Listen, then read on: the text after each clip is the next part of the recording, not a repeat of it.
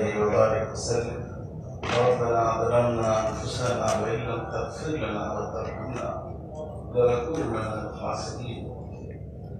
اللهم انصر الاسلام والمسلمين، اللهم انصر الاسلام والمسلمين، اللهم انصر الاسلام والمسلمين. اللهم وحد كلمتنا، اللهم وحد كلمتنا، اللهم وحد كلمتنا. اللهم انزل الشرك واليهود والنصارى والمشركين. اللهم فرق جمعهم، اللهم شتت شملهم، اللهم فرق جمعهم، اللهم شتت شملهم. اللهم ارحمنا ولا تسلط علينا من لا يرحمنا، اللهم ارحمنا ولا تسلط علينا من لا يرحمنا. اللهم وفقنا لما تحب وترضى.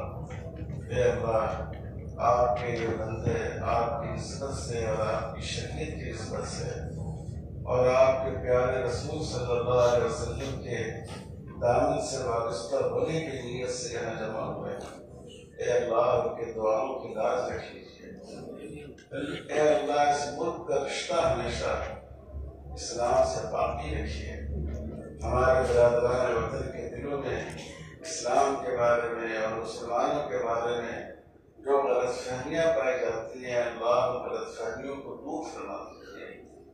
اے اللہ، جیسے اہل مکہ کو ان کی شدت کے باوجود اور اہل طائف کو ان کی شدت عداوت کے باوجود اور جیسے تاتاریوں کی طرف سے مسلمانوں پر ظلم کے باوجود آپ نے ان کے دلوں کی دنیا کو بدل دیا اور ان کے دلوں میں ایمان کا چراغ جلا دیا۔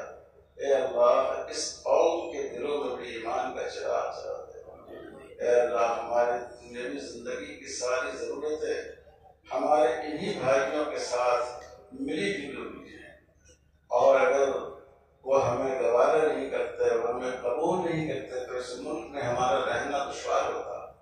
اے اللہ، ان کو آخرت کی پکڑ سے بچا دیجیے، ایمان کی دولت سے سرفراز کروا دیجیے، ان کے دلوں کی زمین کو نرم کر دیجیے۔ عشق آپ کی بھیجی ہوئی شریعت پہ جو رحمت ہے، جو پاکیزگی ہے، جو فطرت انسانی سے ہم آہنگی ہے، جو انسانی ضروریات کی رعایت ہے، جو مصلحت انسانی کی مطابقت اور اس کا توافق ہے، اے اللہ، یہ نقطہ ان کو سمجھ میں آ جائے، ان کے دلوں میں اور ان کے ذہنوں میں اس بات کو اتار دیجیے۔ اے اللہ، ہمارے سفر میں اتحاد کو باقی رکھیے، ہمیں اختلاف سے دور رکھیے، ہمارے سینوں میں وسعت پیدا فرمائیے کہ ہم ایک دوسرے کی رعایت کرنا سیکھیں، ایک دوسرے کو برداشت کرنا سیکھیں، ایک دوسرے کا احترام کرنا سیکھیں۔ اے اللہ، ہر طرح کے انتشار سے، اختلاف سے، شر سے، انتشار انگریز طاقتوں سے، چاہے وہ مسلمانوں کے اندر سے اٹھائی جائے یا باہر سے برپا کی جائے، اے اللہ، ان سبوں کی شرور سے حفاظت فرما۔ اے اللہ، ملک کے کونے کونے سے، کشمیر سے لے کر کیرالہ تک آپ کے یہ بندے اس زمین پر آپ کے دین کی نسبت سے اور صرف آپ کی شریعت کی حفاظت کی نسبت سے یہاں حاضر ہوئے ہیں، ان کی دعاؤں کو اور ان کی التجاؤں کو قبول فرمائیے، اور جو کچھ فیصلے یہاں کیے گئے ہیں، اے اللہ، اپنے فضل و کرم سے ان فیصلوں کو نافذ کرنے کی، ان فیصلوں کو روح عمل لانے کی اے اللہ توفیق عطا فرمائیے، اور اس کے لیے مناسب ماحول بنائیے۔ اے اللہ، یہاں کے لوگوں نے جس محبت کے ساتھ اس قافلے کا استقبال کیا، انہوں نے پھول لوگوں کی خدمت میں پیش کیے، جو دراصل جس میں محبت کی خوشبو تھی، ان کے اخلاص کی خوشبو تھی۔